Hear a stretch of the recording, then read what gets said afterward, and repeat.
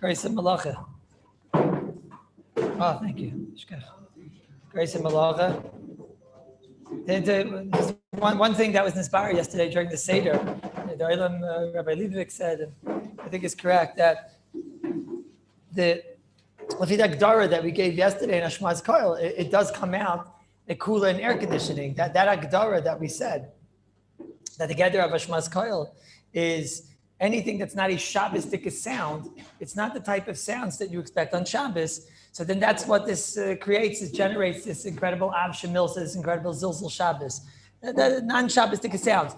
So most of the cases we spoke about are like that. Dryers and washing machines and dishwashers and whatever. All these are sounds that are not the common heard sounds on Shabbos. So they generate the zilzal that the Chazal did not want. But Mashiach in air conditioning, is one of the sounds, it's the common sounds you hear all the time. So it could be ironically that, I don't know, it could be the first person that did it. It could be he's in trouble, but he took one for the whole crew. And all of us now are able to benefit because of that. Look, okay, that's the Ma'isa Adkan. Adkan Akafa Aleph. So what is Baina? What's Baina? So Baina is one of those malachas that very unique. Baina is Baina in Kalim and there's Baina in Karka. Today I'm going to give you a little bit to open up the sugya a bit, but there's Baina where it comes to attaching things to the ground and lavdavka attaching them with cement. And then there's going to be Baina with Kalim, which is a whole different set of rules. Kalim and Karka have totally different rules. The basic idea of Baina is that you're connecting things. You're connecting, we'll see what you're connecting, but making a oneness between that which you're connecting. Okay, but in Mitzad Sheni, you can't take a shirt, sew it together to another shirt, and then you're over on Baina. So we're going to have to fine tune what exactly is the malacha, but it seems to be that to take either something and make it a oneness with the karka, that could be Baina. That's one possibility. And another form of Baina is when I take something and I turn it into a kli. I turn it with different parts. I take different parts and I turn it into a kli. That's not makeh b'patish. Makeh b'patish is when I do the finishing touch of an item. So that's makeh b'patish. Bain is when I'm taking different chalakim, attaching things, either attaching it to a structure, either being moisif on a structure. I have a structure, I have a building, and I add I add one brick or something. So then I added something which now connects itself to the karka. So I was moisif on a binyan. That's one baina. And then there's going to be, again, like I said, baina and kalim. Baina and kalim is a different type of a baina, but it's obviously has to have the same lave. It's not clear which is the tol even and which is the av. Some of the av is what we find the Mishkan was maybe karka. We'll have to see. Probably it was karka. But anyways, and then when I take the kli and I connect two parts together, if I take, sometimes you have the handle of a broom. And you take the handle of the broom and you screw it in. Make an easy case, or you strip it in extremely tight and it's very difficult to get out. So what's that? Is that makeh b'patish or is it baina? It's probably also baina. It's taking two different parts and making them, there's a oneness, assuming it's tight and whatever, all the rules we'll talk about. But that could be baina. It also might be makeh b'patish. Sometimes it converges. You have something that at the same time that I'm putting two things together, it's also the finishing touch. But makeh b'patish is the finishing touch. For example, when it comes to baina b'karka, any shlav of the binyan is already called baina. He takes, we'll see cases, but just to know, easy case, he decides on Shabbos to take cement and put a brick. The house is not ready yet. That's, of course, baina. He's certainly not over on makeh b'patish. So that's the idea. And as we learn, hopefully we'll get it clear in Yet Hashem. Baina has an opposite malacha. The opposite malacha of baina is seiser. It's the opposite of baina. That's very unique. You don't have that by makeh b'patish. It's interesting. Makeh b'patish is the final process. I finally created something, whatever that is. We know that if you take a kli on Shabbos and you break a kli on Shabbos, you're not over on seiser.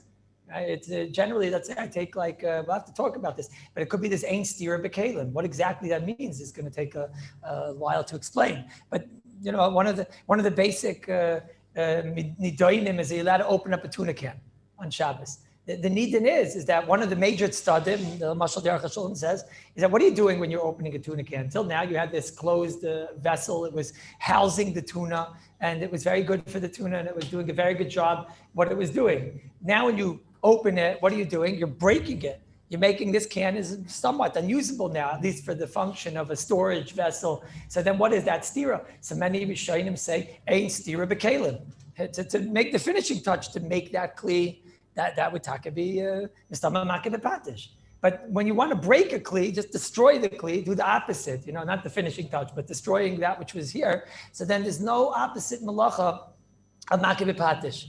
But Baina has an opposite malacha. Baina has the malacha of Saiser. So it's very important to learn Baina because you get two for the price of one. Whatever is Baina, the opposite is Saiser. That's the Maisa, the general, the idea. So what so far two things do we have differences between Baina and Makeh bepatish is that Baina is any shlav of the binyan of making a tosefes into this, let's say it's karka, adding something to the karka, which obviously we'll talk about examples, but anytime I add something and I add to the structure, that's going to be baina. That'll have an opposite malach of saiser. Maybe saiser is only chayiv al manas live nice. Okay, well now we have to see. And that's one thing. That baina you can have at any shlav. It doesn't have to be a shlav hagemar. It doesn't have to be the final touches. And baina has an opposite malacha of saiser. This is the basic idea. And where baina comes from in the Mishkan and all these things, we'll talk about it. It seems to be it comes from attaching the various chalakim of the Mishkan and making the actual Mishkan. We have to figure out why that's baina. Baina also is even when you're not with a structure. Says the Rambam, if a person fabesses the karka, he makes it better. He goes over to the karka and he makes it smooth. Smooths out mashva karka. Lavdafka, we'll see which karka, but not. But when he smooths out the ground, that says the Rambam. That's also considered baina. You made a bettering of the karka, bettering of the structure. It was a door in the shul years ago. There's a door in the shul that was having a problem closing. Right, it was the first day that they put up the door. So the door was having a problem closing, and it seems to be that there was a piece of the door that was sticking down. That's how it is sometimes. There's a piece of the door that was sticking down, and it was having problems, right? And I'm sorry, actually, I don't know if it makes a difference in halacha, but it doesn't make a difference in halacha, but it was a piece of the floor that was coming up. In halacha won't make a difference, but it was a piece of the floor that was coming up that when the door would close, it would like scrape and you would hear this noise and it was a horrible noise, right? So somebody went over to the floor and he did a very big public service for everybody. He just like ripped that piece out. It was like a piece of wood that was sticking out. There was like a door frame and a wooden door frame. And he just like, instead of using a sandpaper or something, he just like took it off with his hand and he ripped it off. It was a tremendous public service for the Olam. Maisa did it on Shabbos. He did it on Shabbos. It's a Maisa Shabbos. Are you allowed to use the door? Stama. Because what gain did we get of the door? We're able to get in and out anyways. Elamai, we don't have to hear that dreadful noise. That's not in the positive. But what did he do? He did Nisa Deraisa. It's a soiser. The truth is, I was misapik. Maybe it's baina. Is it baina? He didn't soiser the karka. What he did was he was mash for the karka. He bessered the karka till now. Just like if you go over to the karka and you smooth it out, you go and you take with your foot and you move your foot back and forth and you smooth out the karka. That's baina because you bettered the structure. Over here also, he certainly bettered the structure. Right now, it was not enabling a door to close properly, and now a door can close properly. So, come again? It was on the frame. It was the frame of the door. What? Come again? It was in the door frame, which is attached to the ground. Sorry? Outside is only chayrish when you're smoothing out the ground, even outside, but you're doing it for the purpose of a path, etc. That's also baina. We'll have to see when smoothing out ground has a din of chayrish. That's also a very important klal. But here it's irrelevant because here the meiser was the door frame, so he was chayr wasn't seiser. Chayr was a case of a baina. What happened then was afterward. I turned around, I see the noise stopped, so I realized something happened. Okay, then people told me what happened. So the person that started the tumult, they said, the Maisi wasn't over in Deraisa, right? So I said, why not? He says, because it was a Seiser Shaloi Almanas live noise, right? So I told him, first of all, it's a Seiser with a ticket. It's a Seiser. Second of all, it's not Seiser. It's probably baina. Fabessering the structure is an Isser baina. That's what I'm saying. And baina could do it in a very, very easy way without even thinking. What was it? He said it was, obviously he was able to pick it off with his hands. He wasn't some big, Arab or something. It was an easy thing. He just picked it off. It was a piece of the wood that was still sticking out. And he picked it up. And that's a chayra. Is baina the Rambam. The Gemara Ksuvis, everybody knows. The Gemara Ksuvis talks about that there's a pipe and the pipe gets stuffed up. The famous Gemara. It's Sinner Shalom by Kaskasim. It has all this type of schmutz that gets over time in the winter and whatever. And then there was the water is not going down the drain. The water's not going. Sometimes you have this in a gutter, etc. You have all types of things, and then you see it's backing up, and there's a flood in your house. So it's a very easy thing. You just want to go over. You want to just like push through. It's push through the pipe, etc. There are many situations. That's the Gemara's case. Is that that's mamish nisa gomer? Is this a deraisa? Right now, what are you doing? The pipe is broken. The pipe is broken. Right now, the water can't go through. So what is it? It's considered now that this is not a pipe. We look at it that this pipe is considered, sometimes we'll see, maybe we're going to view the pipe as something that just, let's say there'd be a ball in the pipe. So we don't see there's a oneness between the ball. Now that's the major word that you're going to have to start getting used to. We're not seeing a oneness between the ball and the pipe. We see there's a pipe and there's a ball stuck. Some of that wouldn't be baina to take out the pipe and enable the water to go through. But when you have something that's a build-up, you have something like leaves and who knows what, and schmutz and mud and everything which is stuck and it's been there for a while, I don't have a pipe anymore. It became a oneness with the pipe which is around it. It's no longer a pipe. So when I knock through the pipe, what am I in essence doing? When you think about it, what am I doing when I knock through this pipe? I'm not, it's no longer just, he's making he's taking out revealing the pipe. He's no longer revealing the pipe. He's making a pipe. These are the ideas. These are the types of svaras that we have to get used to. To share more and more, and that's a Gemara Ksuvas. The Gemara Ksuvas says that if he knocks through the pipe, he was over on a baina. Okay, the Gemara has certain kulas when we allow it. If it's betzina, klachar yad, because it was a big hefzit over there. But the point is, you see from the Gemara that such a thing, basim would be aser.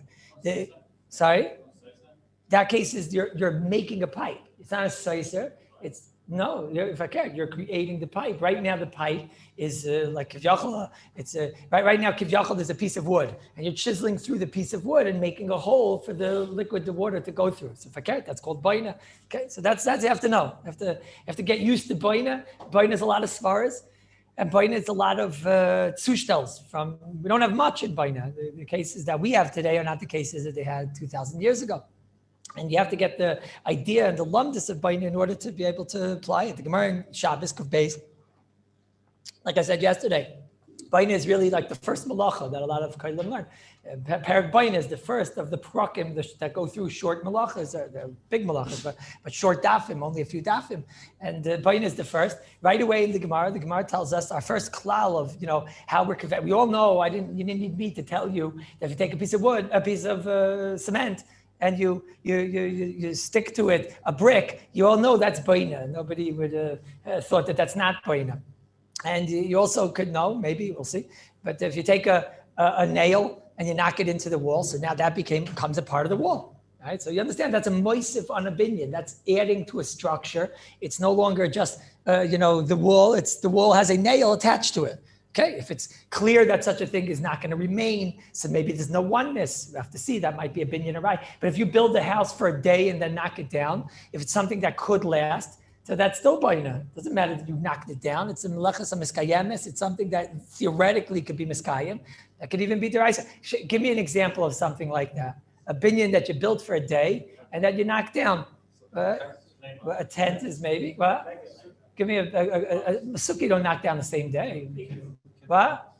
Lego, but Lego, we'll see. Lego, one of the svaras by Lego, I have to see. Lego, maybe, but Lego, just in one word, is Lego boina? Could be what we just said right now. Okay, we'll see if you're allowed to. There might be derabbanans. But if you think about it, when I see Lego together, do I see a oneness? If there's a oneness, you have broken Lego. Because the whole purpose of Lego, you have Lego land, right? Because the whole purpose of a shtetl somewhere, but because the whole purpose of Lego is to be able to break it and put it back together. So it could be one of the svaras, but it could be baina would not apply by Lego. Maybe. Obviously, it's a bigger topic, but that's a potential svar. But give me a Amish example of something that you would build and then you take it down within the same day. And afal bikin, it's baina deraisa. What? No, the Mishkan. The Mishkan is something that Taka, the Rebbeinu Shalom told them, build the Mishkan. And then, it's very possible, Kafi, what they knew, that it could last for 19 years in one place, this foreigner says they were. But it's also something that could last. So the fact that you plan on taking down a structure, that might not be enough. It's got to be something that in order to say it's not baina, it would have to be something that it wouldn't be able to stand for a certain amount of time, but the Mishkan could stand. So that's that. The Gemara in Shabbos, on Daf Kuf Beis, enlightens us. The Gemara in Shabbos and Daf Kuf Beis tells us that the case of the Gemara is even to kaveya something. Gemara is talking about like some type of, I don't know, pillar or something. Right? Not you. But the Gemara is telling us that it has to, even if you're kaveya something in its place without cement, as long as when I see this thing and the derech is to not put it with cement. So then someone told me, I don't know, someone told me that on bells they have all those pillars, on top of bells, they have all those things, right? Those like ball-looking things, right? Tell me they're not cemented down. They weigh, they weigh, what? They are? I don't know, somebody told me they're not. What do you mean you've seen them? No, I understand you're on the roof. Not done my question, but how could you see if they're cemented or not? What? It's not what? That was found on the roof or something, but I hear. Okay, I don't know. But let's say, but you understand that if you have something that would be heavy and that would become a part of a structure, even without cement, that would be baina. That would be baina. That's the good example of this is in the old country. I think they still have it. But in Flatbush, they used to have like in front of the houses, they used to have walkways. And the walkways all have in front of them, they have bricks that are on the floor. What's the chat? Why do they have bricks over there? Because that's the design. That's how it is. What?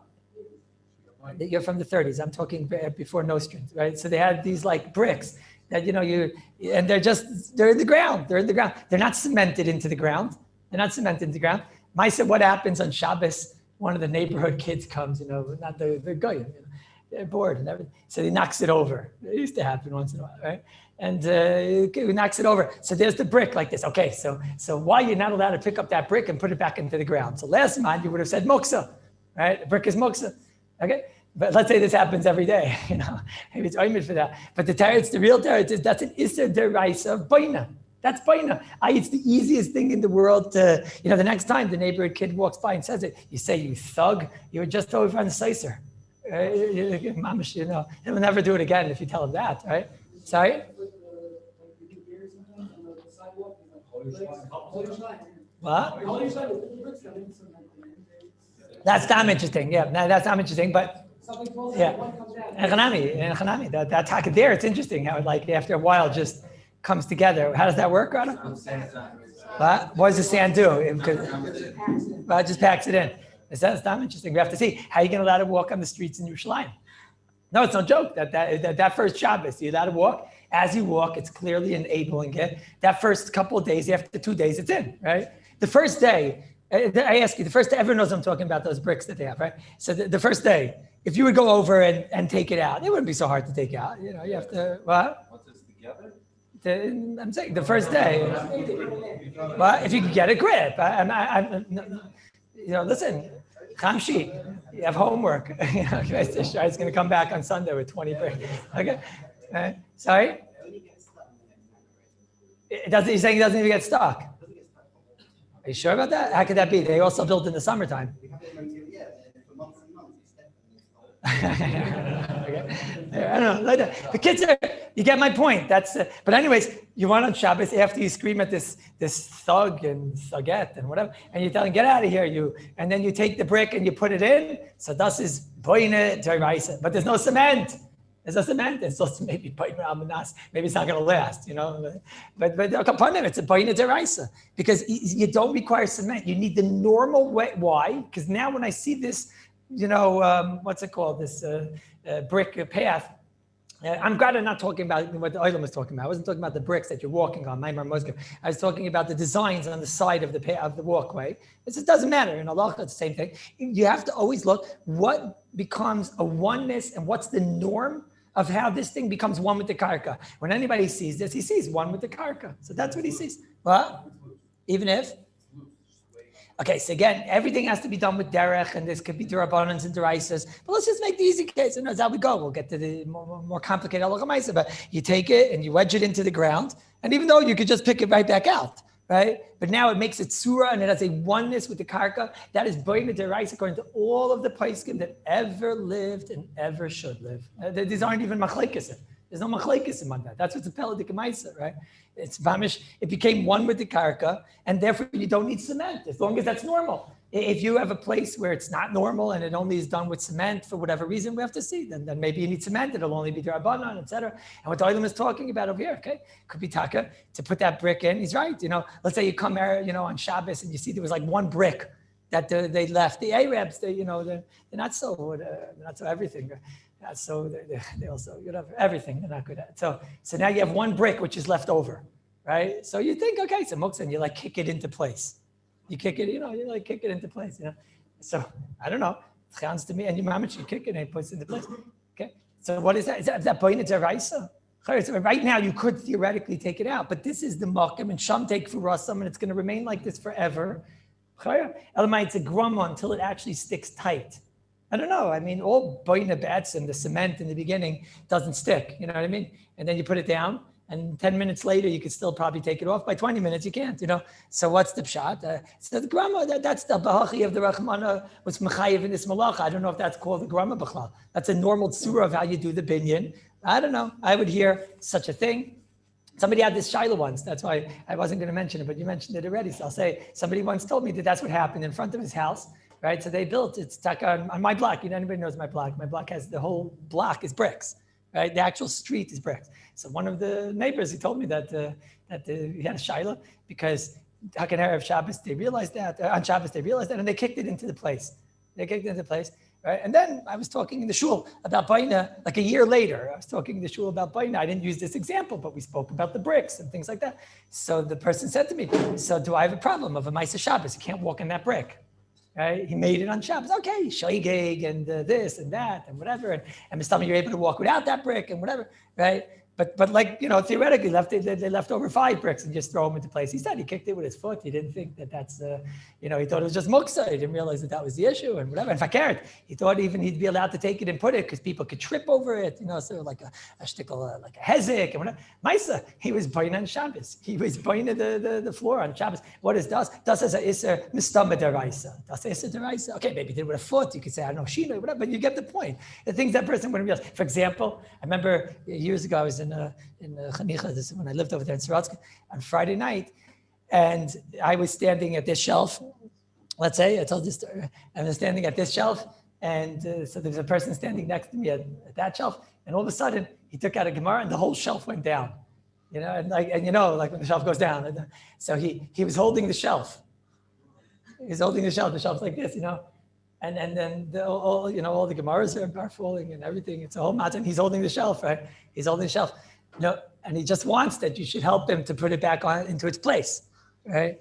So, but l'chayra, we're going to see soon. There happens to be over there. It's even more simple because there, the actual Sfarim trunk was connected into the ground. It was screwed into the wall. It was screwed in. It happens to be that's not pashut. It could be even when it's not screwed in. We're going to see that when it comes to boina of karka, some big item, a big keli, has a din of karka. How big? 40 sa. But something that's considered big has a din no longer of a kli. Something that's considered big might have a din of karka. So here he is. So here's easier. Let's forget if you consider this to be 40 sa or not 40 sa. Who cares? It's screwed into the, this thing is a screwed in Sfarim trunk, right? Which a lot of them, certainly in Moistus and places like that, a lot of them are, right? Take the Sfarim trunk that you saw yesterday that they made there.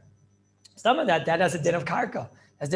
Now, one of the shelves falls out on Shabbos, right? Or just this Shabbos, they realized they didn't put in the shelves yet, right? That's for sure a normal thing. I wonder if it's in this shul if they put in all the shelves already, right?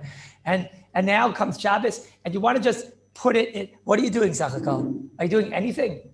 It's not cemented in. It's the easiest thing to pick up and to take out, right? It's not cemented in. Das l'chayra is boina deraisa. Right? Just to place it into place. It's the easiest thing in the world. It's not, because this is the normal way where this gets a oneness with the karka.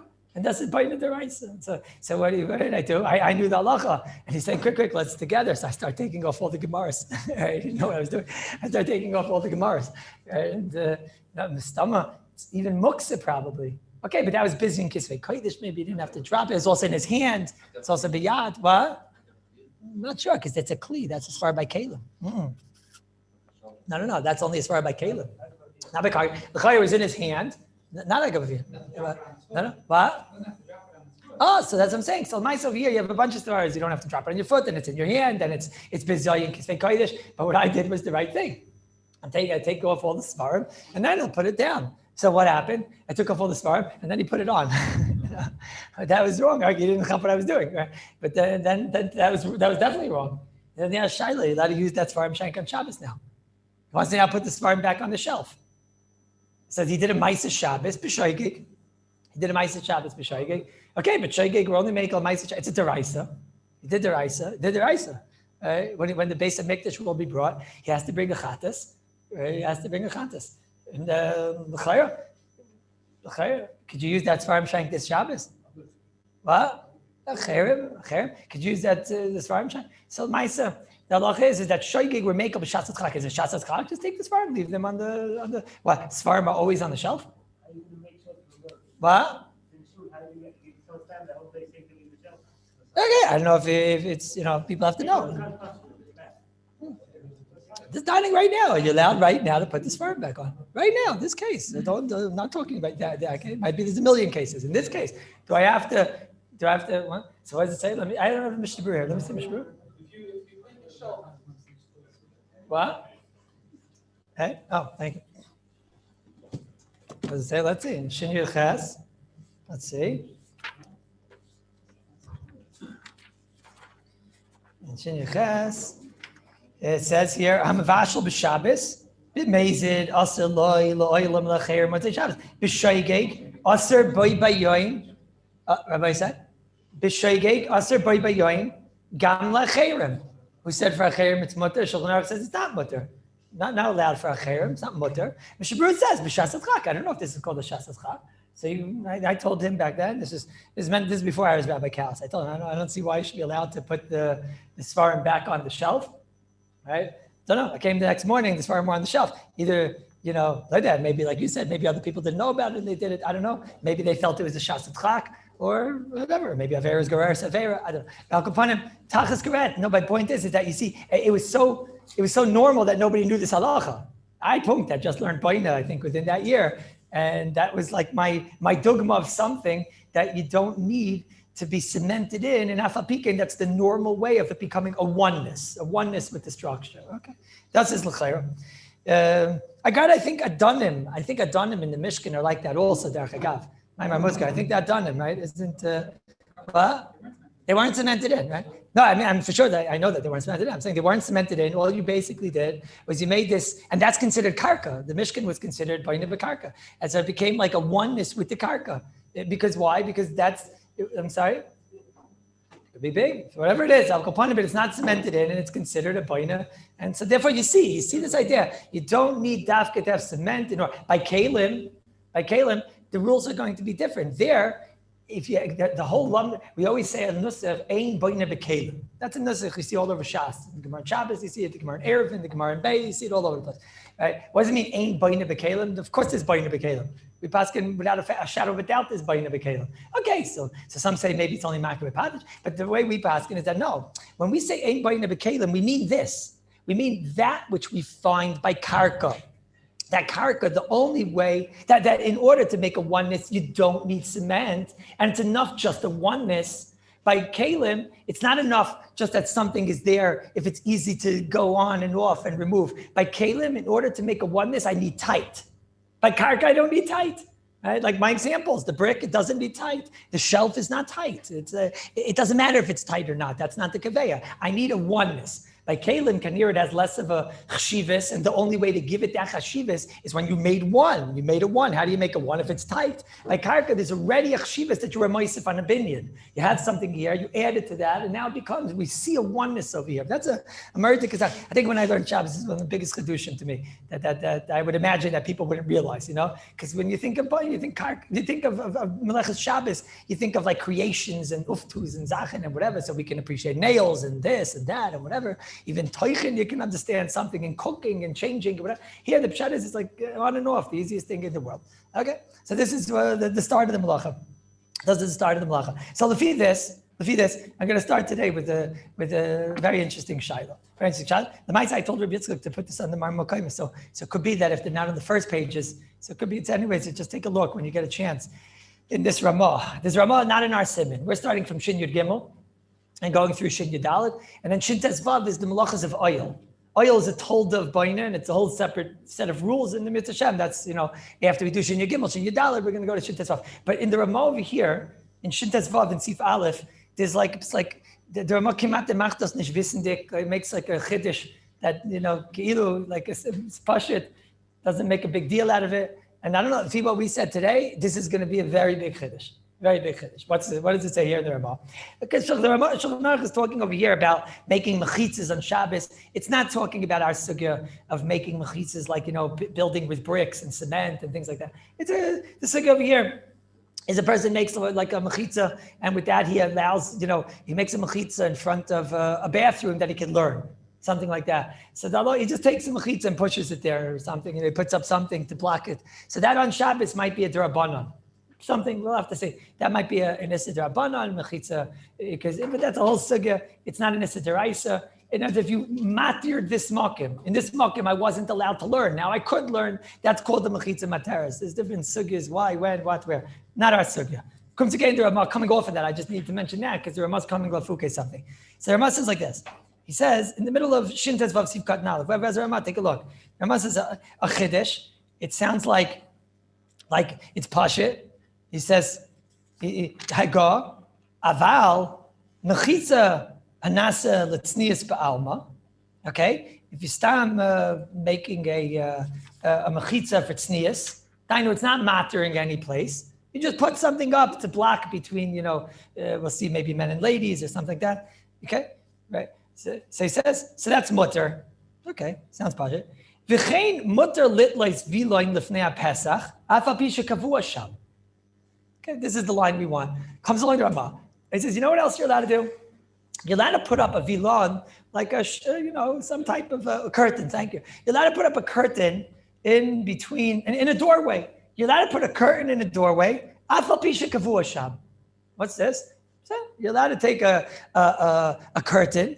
Okay, right away the Ksais Shulchan explains. He says, you're not taking thumbtacks or nails and nailing it into the wall, because then typically the nail's the problem. But you have a nail there, you have a nail on the other side, and you want to take a curtain and you want to hang it on. And it's going to be kavua sham. How long is it going to be kavua sham for? How long is it going to be kavua sham? So the Mishnah says over here, Ratzal loymar in Sif Katan Vav, she'eina asi lahasim misham el tali sham tamid. You're sitting there with your wife, and you just moved into a deer or something, okay?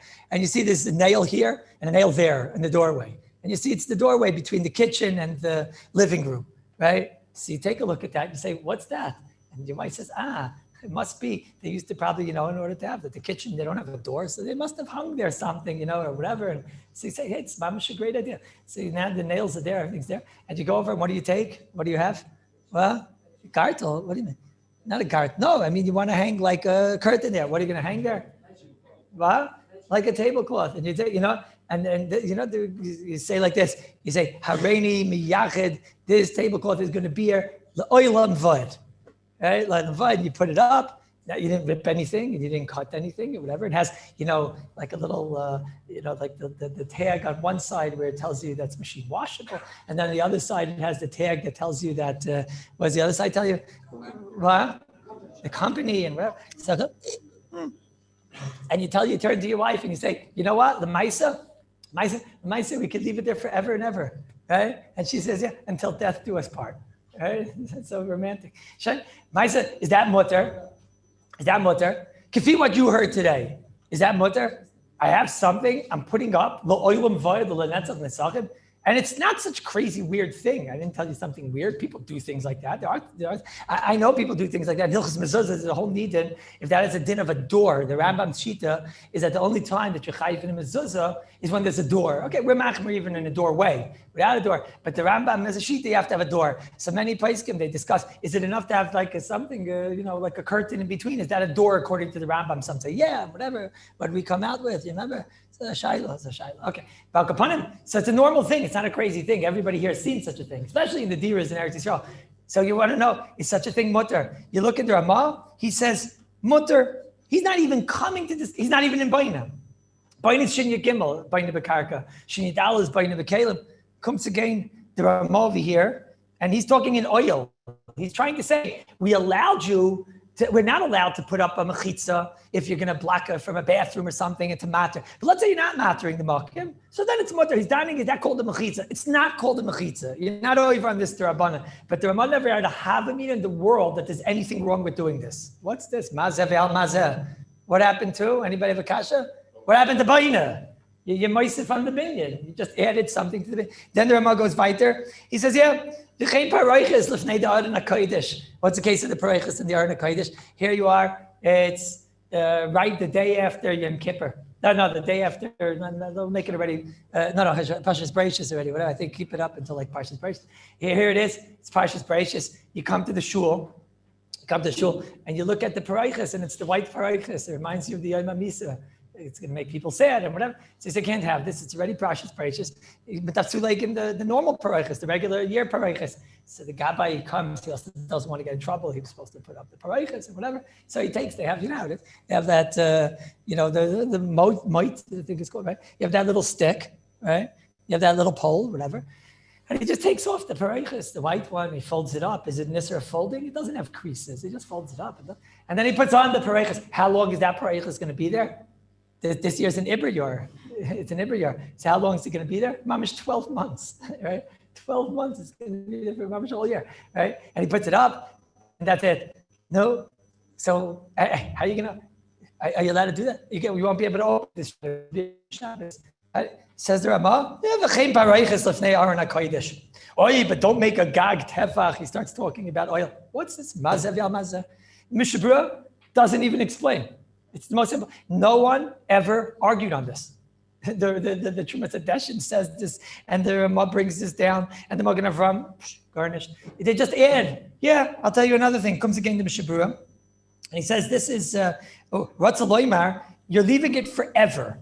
It's two separate cases. Okay, one case is it's blocking a room, and one case is it's blocking the door of the Aron HaKodesh. Okay, but both cases seem to be mutter. Now, the Mishnah Berurah adds words here. He finally gives a little bit of a chumrah, kivyachol, right? He says, "Afilu achi, it's a mechitzas arai." Why? Because it's nod vanod baruach. That's number one. Because this thing goes back and forth. It's it flaps. The about it flaps. That's not considered that it's a kavu over there. Okay. Then he says, and it's eina ma'akiv the oivrim derech sham. It doesn't block people from going through it. People are able to go through it. They just, push it aside and they go through it. Same thing with the paraychis. It doesn't block people from going through it. Okay. Says the Mishnah Berurah, let's say you have over there nails up there and nails down there. And you say, no, I'm blocking this area that I don't want people going through this area. I'm blocking the area and I'm going to attach it on the top and attach it on the bottom. Oh, so now the Mishnah Berurah says, no, that you're not allowed to do. That's binyan. Stimas kevahu. That's a stimas keva because now no one can go through. What is this? What is this thing? If it's attached to the bottom and the top, that's a problem. Now it becomes a wall. So the Mishnah does know about boina. The Paiskim do know about boina. That becomes a part of the wall. But Mashenkin, if it flaps back and forth and you can go right through, that's not. Then the Mishnah brings down v'kein paroiches. He says, Zep shita deshari. This is pashut, it's mutter. There's no shaila. Pshita, because who cares? There's a door there on the Aron HaKodesh. Okay, and then he says like this: Umutter litlois b'Shabbos sadina and al koisel. You want to put up on the wall tapestry. You guys know what tapestry is? Like a wall tapestry, or like whatever. You want to put up these things, and they're going to be there forever. And he says, and you attach them at the top and the bottom. Afilu lekoivam that they're attached at the top and the bottom, no problem. Because they're not made for a mechitza. So you have two rules in the Mishnah Berurah. You hear what just went on over here? The Mishnah Berurah just said like this. If you have a wall and you want to attach to the wall something, and this is just, it's like a hemshich of the wall, even if you attach it to the top and the bottom, mutter. If it's in front of the wall, mutter to attach these tapestries and whatnot to the wall, no problem. Okay? You have a carpet you want to hang on the wall. Right? Some people, they hang like carpets on the wall and stuff like that, right? Some people, they hang like a head of with an antelope and all types of stuff, right? So the wall is there. You're allowed to hang it on the wall. Okay, I'm not talking about nailing it into the wall. That's the problem. It's at the nail. Fine. But you're allowed to add this onto the wall. Mishnah Berurah says mutter.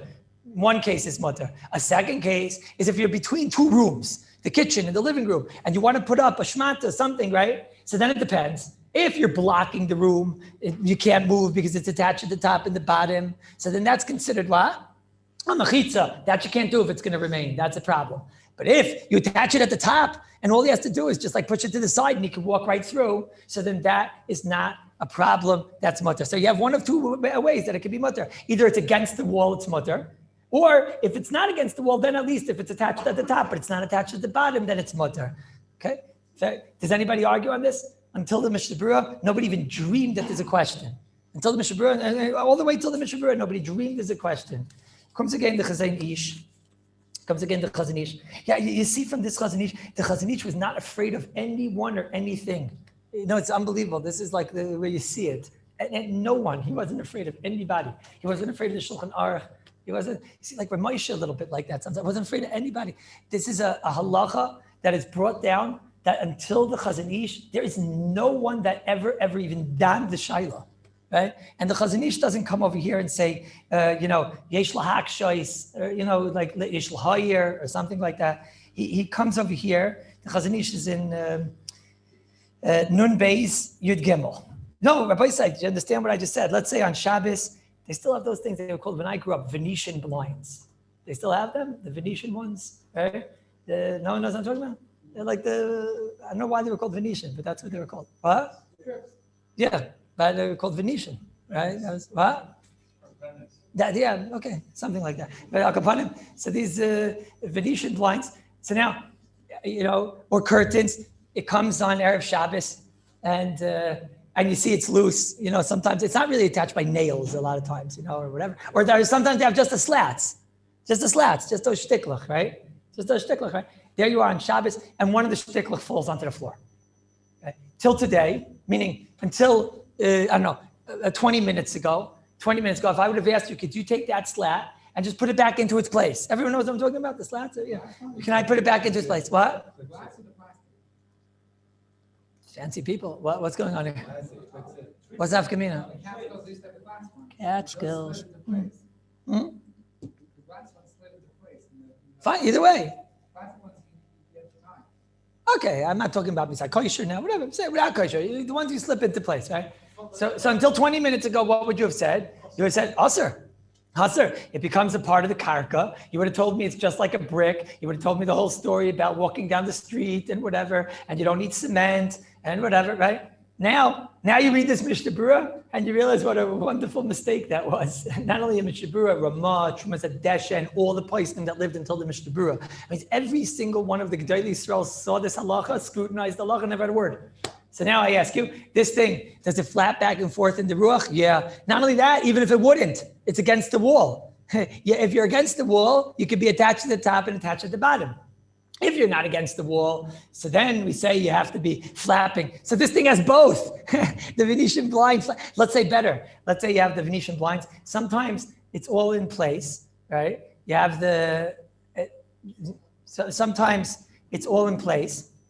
You have the actual nail is screwed into the top, and all you have to do is click it into place, right? You understand what I'm talking about, Bryce? Not a case of where you have to screw it in or something like that. Sometimes on Erev Shabbos, you already put the hook there, and all you have to do is hang it onto its place. Just hang it on. That's how the Venetian blades are. So until today, you would have said, is that mutter or aser? 20 minutes ago, actually like this, 40 minutes ago, you would have said, it might be a problem of basar b'cholav, right? 20 minutes ago, you would say, that's boina, right? That's boina because now it becomes one.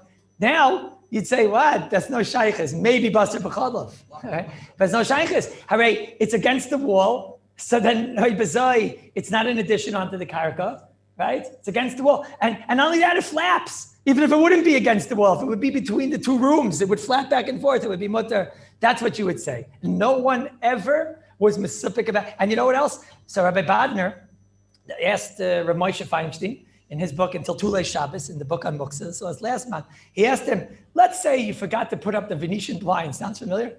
That's why I thought of this case. Let's say you forgot to put up your Venetian blinds on Erev Shabbos, right? Well, let's take it like the scariest day of the year, like Rosh Hashanah, and Rosh Hashanah's Chal and Shabbos, right? And you forgot to put up, but it would be so nice to have like this, the Rosh Hashanah, the atmosphere with the Venetian blinds and everything, right? So again, he's obviously not talking that you have to screw it in. He's obviously talking like we're talking about, that you just didn't put in one of the slats or things like that, or you just have to put it into its place or something like that. So he says, sorry? Even if, let's say a simple case now, or just slide it in. I know, again, it's Hashem. By now we have, we'll be doing it at least for the next 2 days. I'm saying, so that's us, that's Hashem. Why are you laughing? So let's say it's an easy case, it slips into place. Each case we have to done. But now, in this case over here, he asked for Moshe, you allowed to do this. You forgot to put it on Erev Shabbos. So Moshe writes to him, he says, putting it on the first time, the Venetian blinds, is a very big tircha. It's like a big tircha. He says, like a shtickle zilzal of Shabbos. So big chumrah. Whatever Moshe got, okay, a tircha and whatever. He says, but if it was already on, so then he says, all you're doing is like putting one of those things sliding it back into place. It's not such a tircha, and therefore it's mutter. Like the most Reb Moshe was able to think of is maybe this thing is like tircha, and maybe on Shabbos you shouldn't be doing things of tircha. Ayin in the Sugin Shin Lamed Gimel, where we don't like you to do tircha. So then, is it muksa? Of course it's not muksa. You're even allowed to do it. It's not muksa.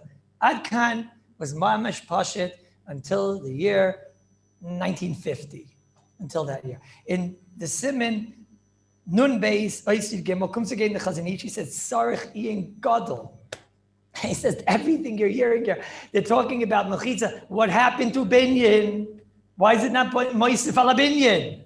It's a Moisef ala Binyan. Rabbi Isai, he says, what are you talking about? This thing is becoming one with the Karka. The Karka used to look like this. Now, the Venetian blind, it doesn't look like it's a part of the Karka. It's different than the brick. What's the difference? And even the tapestries, he says, attached to the top and attached to the bottom. He says, what are you talking about? If you have plaster and, these walls over here, they seem to be doing okay. But let's say you want to plaster them or something like that. Is there a Havamim in the world you're not over on Boina? I don't mean Seveya. You're making it the same ugly color or something like that. So you're making it now smooth. Right? So you're even you're moisif on the binyan. You added a whole layer over here, You put wallpaper on the paper. So one shaila you're over on is maybe because you're gluing it, you're over on toifer. But forget toifer and forget this. What about boina? You're adding on to the binyan. You're moisif ala binyan. That's the most aleph base. You saw it. You don't even need cement in order to be over on boina. Tzarchin gadol. He says, and maybe he says, maybe you'll tell me I'm wrong. Look at those windows over there, Rabbi say. You see these windows over here? Right? These windows, they come right on and off. Right? They come right on and off. Why do you want to show us? Mamish come right off? It could be a mamish does. Yeah, just do it. Show us. Wait. Show the guys on TV what you just did. It wasn't on this camera, I see. Oh, wow. How did that happen? I hope it's a video. You have to take my word. But you said, did everybody else see what he just did? Everybody saw, right? Everybody saw what he just did? He just took it on and off, right? He just took it on and off. So what's the, is that mutter to do on Shabbos? Right? What? That's an Issa Deraisa Mamish. To take that on and off, it's an Issa Deraisa Mamish. Most of the doors used to be like that. Now today, they screw a little bit more, they're screwed in, whatever. So beside, he says the Chazon Ish, what in the world is the difference between the door? It comes out, Adarabah, the door, that thing is much easier. You didn't seem to work so hard, Rabbi Weiss. No, it came on and off and easy. And you're like a bodybuilder? No, it's not like, you don't like work out or anything like that. No, okay. You walk to yeshiva and back, whatever, nothing special, right? Okay? And look, he was able to do it. I'm not saying he's no Shaggy Kallus. That's all I'm trying to say, right? But it's not funny. I'll tell you. You see, you could be anybody. You can take it. The tapestries and these things, you have to be mamish athletic, and you have to get it up there and get it over there, and it's a whole process and whatever. So beside the Chazon Ish says it's a pella to put the door on and off. You're not allowed to do. And more than that, this thing over here, this is also nava ruach. Sometimes the winds come and this thing goes back and forth. It's not something which is so strong. So what's going on here? What in the world is the difference between a door and the window? He says this is Sarchi and Gadol. I mean, it's a pellet, it's an unbelievable thing. He says he's talking, he's chaylik on the Shulchan Aruch. He's chaylik. He said there's no way. He doesn't allow you to do it. Maybe he says that maybe that's not what the Shulchan Aruch means, or whatever. But he's chaylik on the Rebbe. He's chaylik on the Shulchan Aruch. Unbelievable. Now you understand what's the Chazon Ish, right? He says it can't be. It's Moisef al Binyan, and you can't put up these tapestries, and you can't put up these things. It's very easy to put on and off. It's also very easy to take that window in and out and everything like that. So that's what? chaylik on everything. He's chaylik on the Ramah, he's chaylik on the paroiches, he's chaylik on the tapestries, he's chaylik on the. He says this is Ma'aseh Alabinyan. So that the Ma'aseh like this. It's okay. We're toward the end of this year. The idea from here, what you have to figure out, and this is the biggest Yisayis in Baina. That's why we started with this. This is the biggest Yisayis in Baina. What everyone is trying to figure out is what becomes a oneness with the binyan. That's what we are trying to figure out over here. And there's something that everyone's going to agree to, Bain, that it's Vaday yes a oneness, and then there's going to be something that everyone's going to Vaday agree to, that it's Vaday not a oneness, and then there'll be the things in the middle, which we have a limit from all of the Paiskim until the Chazon Ish, what it is, right? So for example, if you have something like my case of the brick, it seems to be everyone's going to agree with that, and it seems to be that, like I said, the case of plaster, that's mamish, a oneness, it becomes a oneness with the binyan. It seems to be everyone agree with that. More so, sometimes you have like, you have these like in Eretz Yisrael you don't have it, but you have those pipes, in Chutz La'aretz you have a lot, those floor heaters, they're called baseboards, what? Baseboard, right? And you have just like a piece that you put there that it should look nice, right? And that thing is the easiest thing, it comes on and off, right? It comes on, I remember when we used to play in the basement, so the ball would hit it and it would come off and whatever, right? I would run over and scream, you're not allowed to put it back on Shabbos, right? Because that thing, it definitely becomes one with the structure. It matches the tzura, it becomes one with the structure. So something that becomes one with the structure, even though it's of the greatest ease to put back on, that's a oneness, that becomes one. And we have to dan what things are included in that. They say a prabha, I don't know if it's right, but it brings out the idea, like a simon, like anything that when I leave the dira, do I take it with me? Now, again, obviously, if you have like a light bulb and that gets screwed in, screwing might be a different story and whatever. But let's say, you see the guy, he's walking out with the door, this is this types of things, right? And what's the name of that country? The Arab Emirates or something. They said that the people that were coming there, they were walking away with all types of zachin and whatever. So anything that you consider, this is not easy. What's considered a oneness with the karka, that's going to be by, that's that direction. Then there's something that everyone's going to agree to, lakula, mistama, even though even this we'll see is not Parsha, right? I would imagine, again, what I'm going to say now is controversial, but I'll say it anyways, that clock, right? Is that one with the karka? Again, we'll see in a moment if the Chazon Ish would agree with this. I want to go, but the Chazon Ish never spoke about this case. So if we had to figure out, did that clock just hooks onto a nail or whatever? If somebody takes that clock on and off on Shabbos, is he over on Boina? Is that became one with the karka? It's min animna. It's min animna. It's a very weird thing to say. That becomes one with karka. There's a karka. This thing is hanging on the wall. That's how we say it. We say it's hanging on the wall. It doesn't become one with the wall. That picture, the picture of there. Is anybody going to say that became one with the wall? Hagam, that it'll be there forever and ever, and it was there forever. It's minanimna. That's a moisif. Like there's some things that everyone can agree to that direction. It's not a part of the karka, and then something everybody can agree to that it's yes a part of the karka. Those are the two, we'll call it extremes.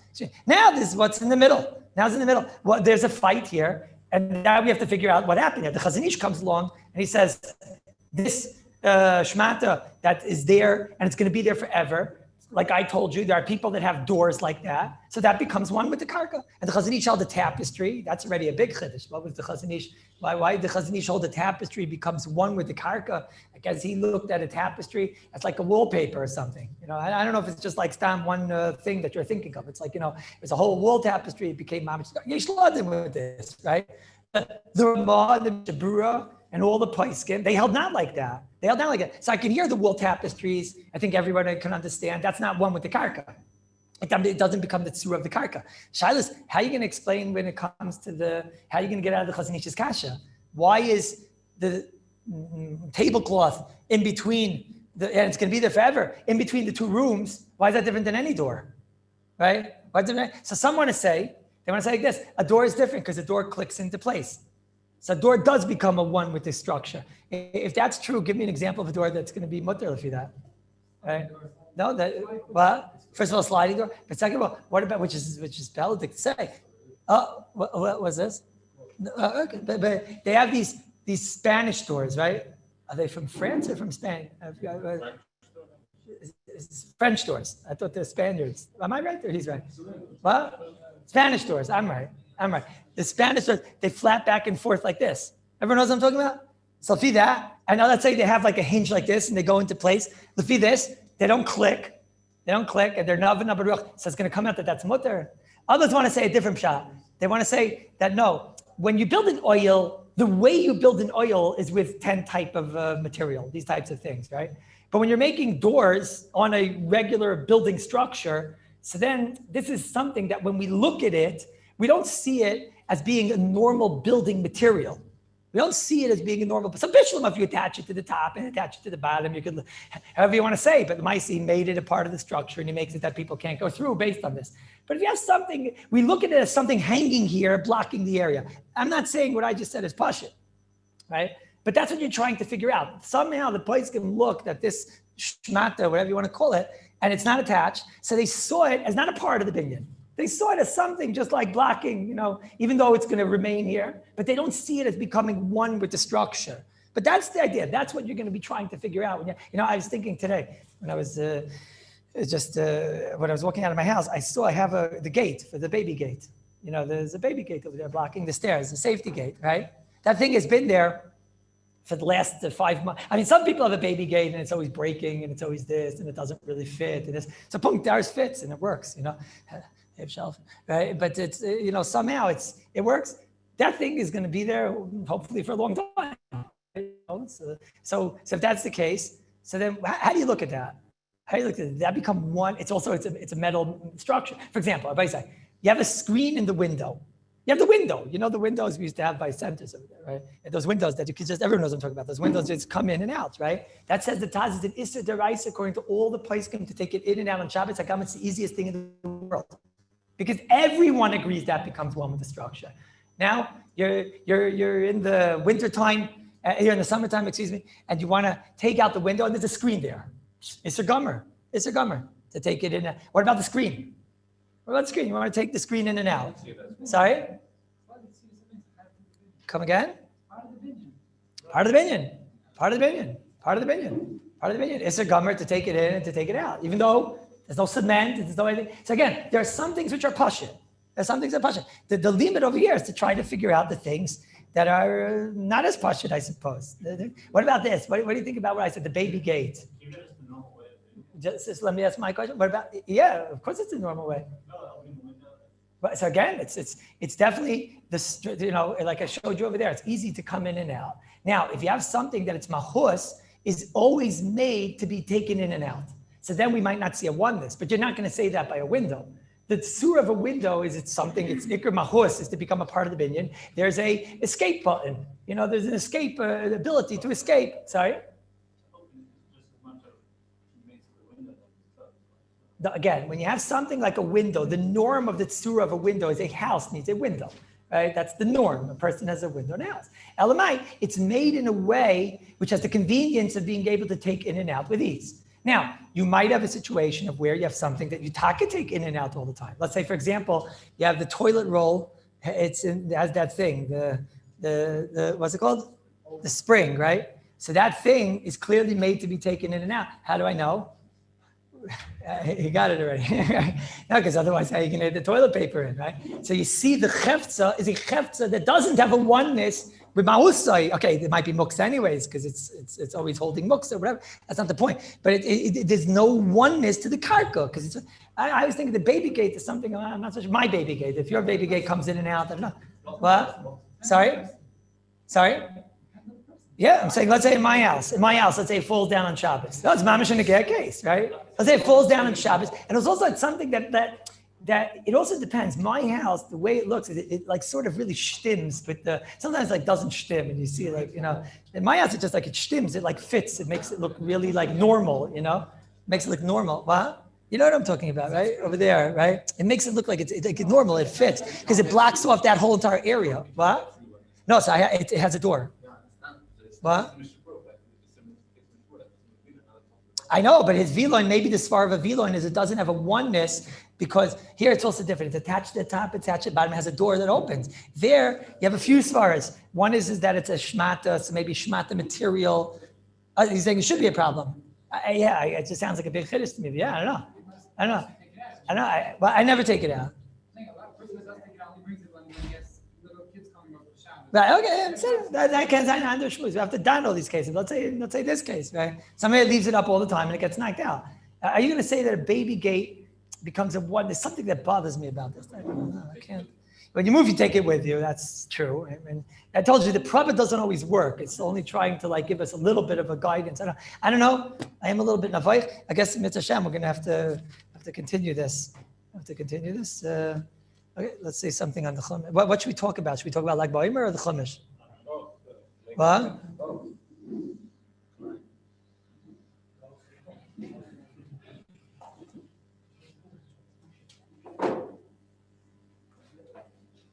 Wait, what should we talk about?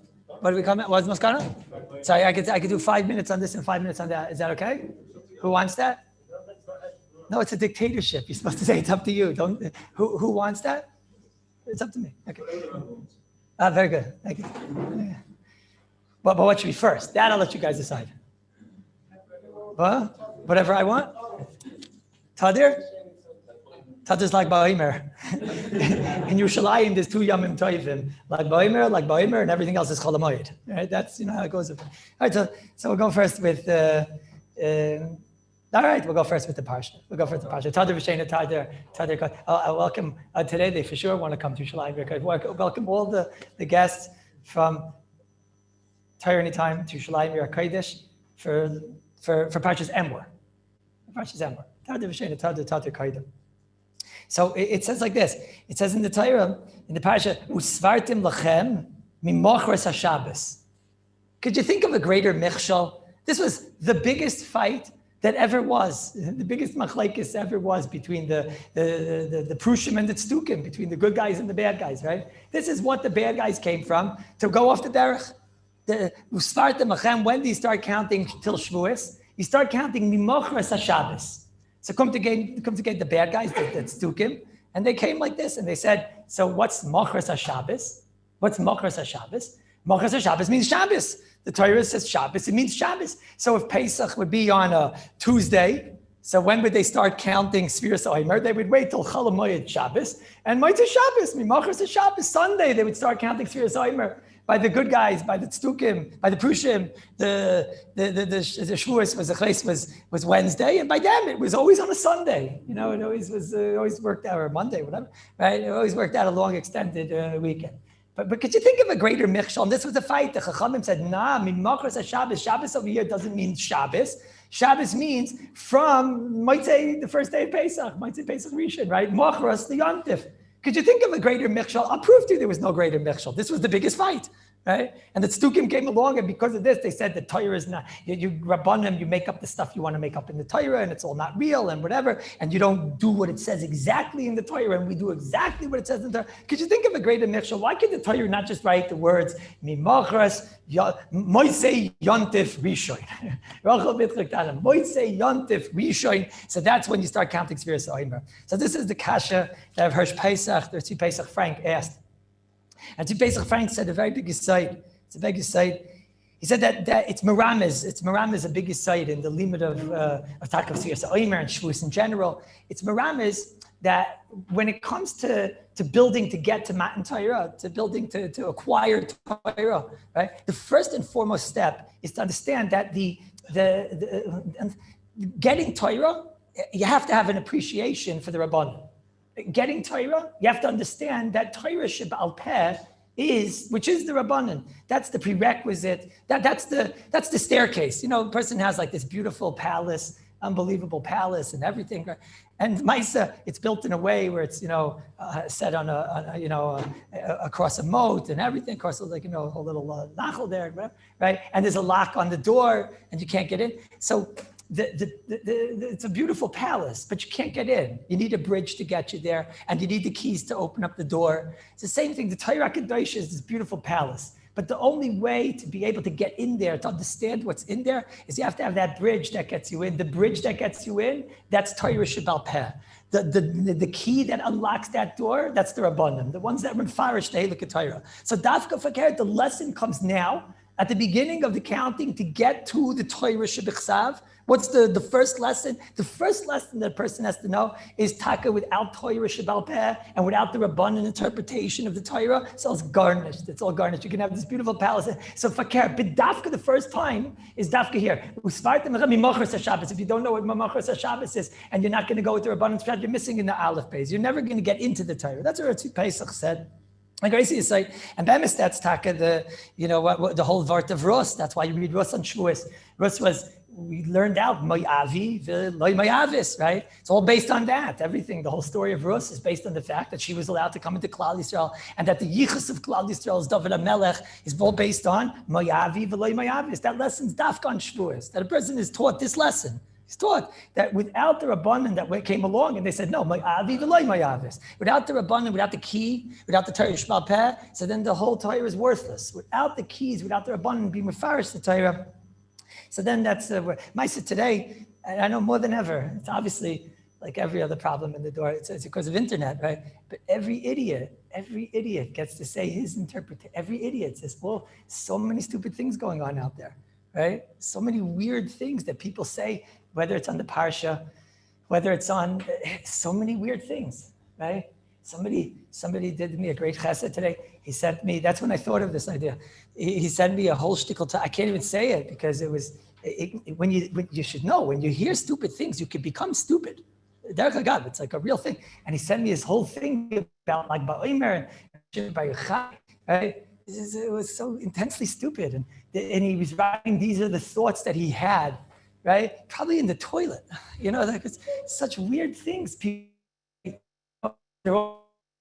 this is what he thinks, this is what it feels like, and such weird people. Without the Torah Shebal Peh and without the Rabbanan's interpretation of the Torah Shebal, it's all worthless. It's going to shut in here and our own ideas. I don't even think Yoshka tried such stupidity. It's unbelievable what's going on today. And all you have to do is press a button, and all you do is you spread it out, and you say you're wonderful idiocy. And this is the Aleph base of Torah. The first thing that we come out of Mitzrayim is that we're told Machras Shabbos. What's Machras Shabbos? And we'll wait till Sunday.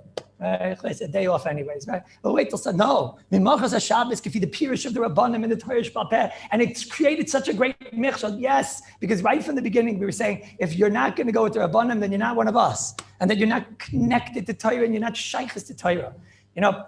There's it's old story, this old story of different Pirushim. Did you find it in the Hilchos Shabbos, or you can find it? The Hilchos Shabbos has a tshuva.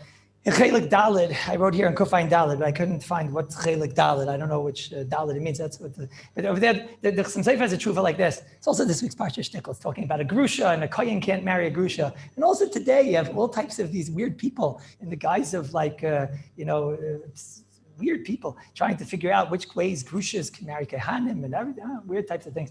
But it's not a new story. It's like an old story. It's an old story. It's just new Rishayim, but it's an old story. It's not, so the Hilchos Shabbos, in his time, they also had a Rasha, and this Rasha, he wanted to get married to a grusha, and he was a kohen, and so he had a whole shtickle Torah like this. So first he went to the, all the different Rabbanim, and the Rabbanim, they wouldn't be Mesiachis to him. You can't marry grusha, it's set in the Torah.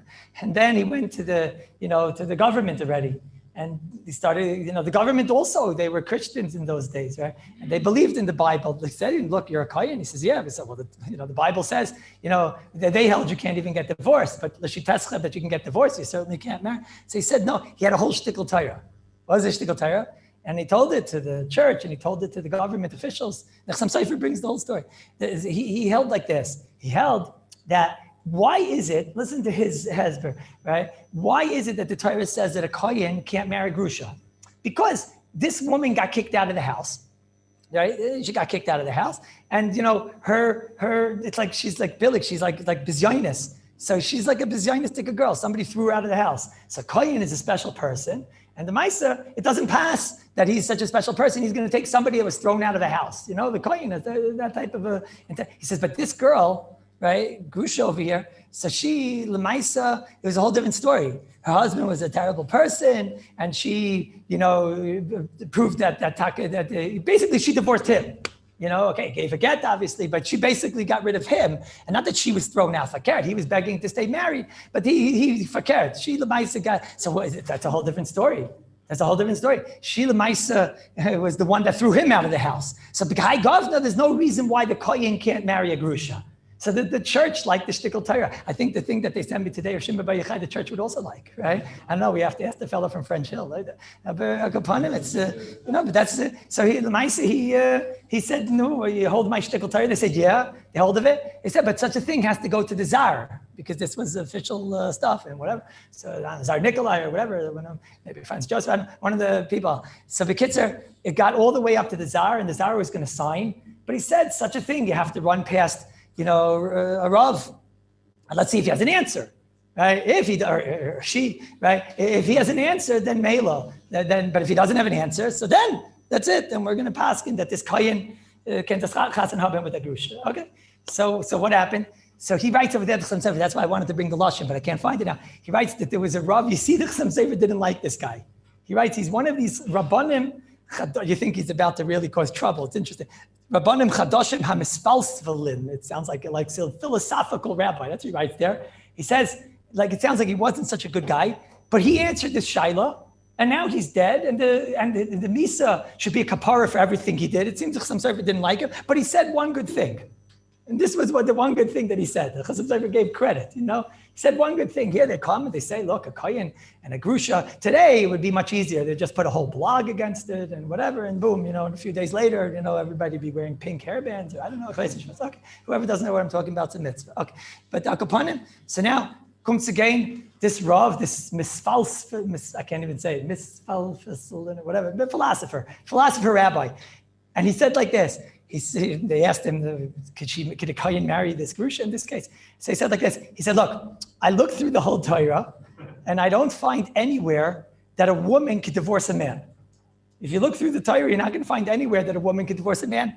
So obviously what happened over here, that the woman divorced the man, and she was the one. It must be that he was a bad guy. And we find all over in Chazal that the Rabbanim gave koiches in certain situations to take a lady away from her husband and forced him to give a get. Then she could, get forced to give a get. So Zak this Rav Mimanashach. It says, if you believe in Chazal, and the Chazal have the ability to interpret the Torah, if you believe that they have the ability to interpret the Torah, so then good, then she's taka divorced. But then you also believe that, because you agree that the Chazal hold that a kohen can never marry a grusha, but you say it's only Chazal that hold that a kohen can never marry a grusha. That the Torah would not have, this was not the time of the Krah. The reason of the Torah why a kohen can't marry a grusha is taka like he's saying, because taka, it's a bizyonis. But you agree that Chazal came along and said no kohen can marry a grusha, because obviously all the Rabbanim don't know this. But if you believe in the Chazal, that they're the ones that gave this woman the ability to get divorced, and you believe in the Chazal, Elamai, you don't believe in Chazal?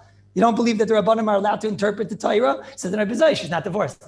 So the Chasam Sofer says Zachar Latoif on this, and but this is the Aleph Beis. The Aleph Beis is taka in the appreciation of Limud Torah. If a person is going to feel like he could be doing it on his own, and he could be reading every weird thing. The reason I'm speaking this out is it's just like so many weird things that are going on today. Don't read weird things. Don't read weird things, because you'll become stupid.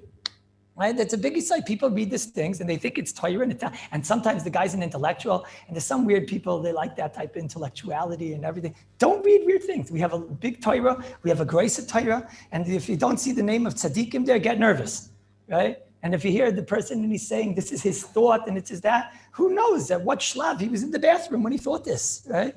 Don't read weird things. Don't read weird things. The Aleph Beis of Torah, Mimachras Shabbos, is that that's Tadir V'Sheina Tadir. And let me say one thing on Lag Ba'omer. So it's like this. So, to talk about Lag Ba'omer, everybody can talk about Lag Ba'omer. So I'll just tell you what it says in Chazal about Rav Shimon Bar Yochai. Mistama the Iker, on the day of the yard site of Rabbi Shimon Bar Yochai, is to tell you over like something from Rabbi Shimon Bar Yochai himself, from the ways of Rabbi Shimon Bar Yochai. So there's a medrash, which the Olam knows the Gemara, but really it's a medrash in the Parsha, that the medrash says that Rabbi Shimon Bar Yochai, that's not what was like what was the knack of Rabbi Shimon Bar Yochai? Rabbi Shimon Bar Yochai was the one that revealed what was hidden. That was Rabbi Shimon Bar Yochai. Rabbi Shimon Bar Yochai was the one who was Megal Zayar. He was the one that revealed what was hidden, what was really going on here. You know what was really going on here? That was Rabbi Shimon Bar Yochai. So Rabbi Shimon Bar Yochai had a nephew, it says in the Medrash. And Rabbi Shimon Bar Yochai came once to his nephew in the beginning of the year, and he told him, you give a lot of tzedakah this year. You just give and give and give and give. He says, look, it's tzedakah. What, if I give too much tzedakah, what's going to be with me? So Shimon Bar Yochai said, you just give. Okay, look, keep the books of what you give. Okay, just keep the books.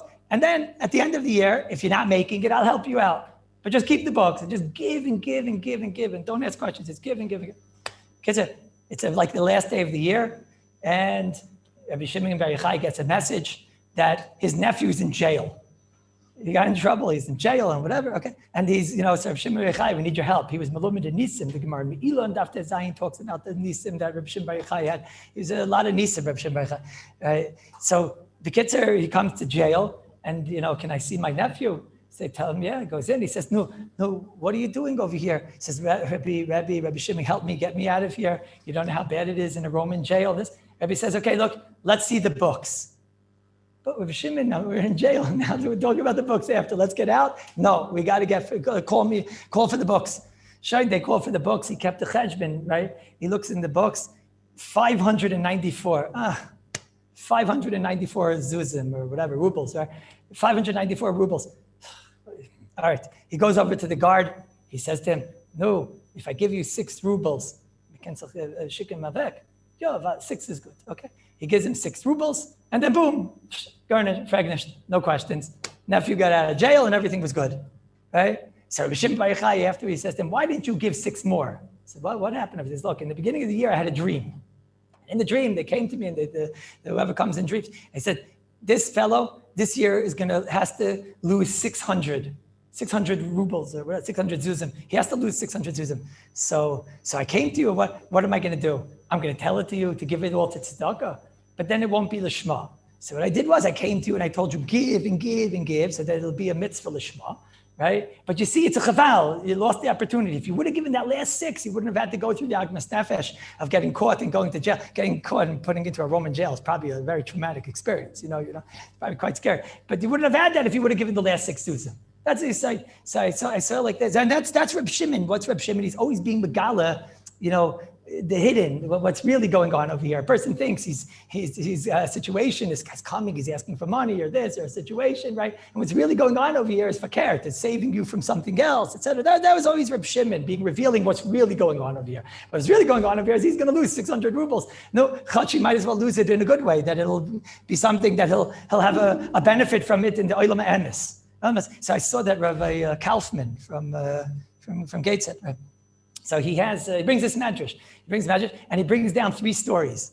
It's not Shmerdik when he writes that 3 unbelievable stories where you see this idea. He said that one story is that there was a fellow, the Gabbai Tzedakah, that came to somebody and he told him, look, Lamaisa, I have an opportunity for you to give $1,000 tzedakah for something. So $1,000 tzedakah, what do I look like? Rothschild, what's it been? I don't have that kind of money. So he says, oh, look, but it's a big opportunity. He says, look, I don't have that kind of money. There's people that have that kind of money. You should go to them. Okay. The next day, a tree fell on his car. And the damage was $1,000. $1,000. So this fellow, he comes to the Gabbai and he says, you see, if I would have given you the $1,000, how would I have paid for the car? Right? So he doesn't realize that. What was really going on over here is Rebbeinu Shalom wanted to take away $1,000. He couldn't. Then he brings another story over there about a person that was learning, about a person that approached another person, and this person he felt would be very good at learning with a certain Baal Tshuva or something. So he told him it would take a couple hours a day, something up, just to learn with this Yid, and they'll bring him to Yiddishkeit and bring him stronger. And I says, who has that kind of time? I don't have time for myself. I don't have time for anything. I don't have time like that. And then mamish, that's what he writes there. Like a few days later, his own daughter got very sick, and he was stuck in the hospital every day for 2 hours. Every single day for 2 hours, he had to be in the hospital. Like his shift came and does. So he tells the same story. He says he goes over to the person. He says, you see? I said, Baruch Hashem, I didn't start making a chavrusa shaf with that fellow. What would have been? I don't have 4 hours. But then he brings also mamish merdik and ma'isa there. He says that there was one fellow that his father got sick, and all the brothers took turns being with the father, and he was extremely a busy person and whatnot. So Maisa, but the brother said, like, you're also a brother, so you have to find the time. So he took a shift between 2 o'clock and 3 o'clock every day. In the afternoon, 2 o'clock and 3 o'clock, he closed his business or whatever. He left it with the people or whatever. And every day, even though it was very difficult for him, from 2 to 3, every day he went with his father, and he did it for 1 year and a half. And after a year and a half, his father was nifter. And then he said to himself, look, somehow I was able to close the business from 2 to 3 every single day.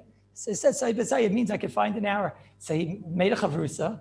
He took a Talmid Chacham, he paid him to come and learn with him every day for an hour. And he learned with him for 35 years. 35, once he found the hour, for 35 years. Because sometimes the person, he has to see, that's where Rabbi Shimon is the biggest limit of Rabbi Shimon. He's megala the hidden, he's megala certain things about the person's self, about his bank account, about his koiches. You have to be megala these things. This was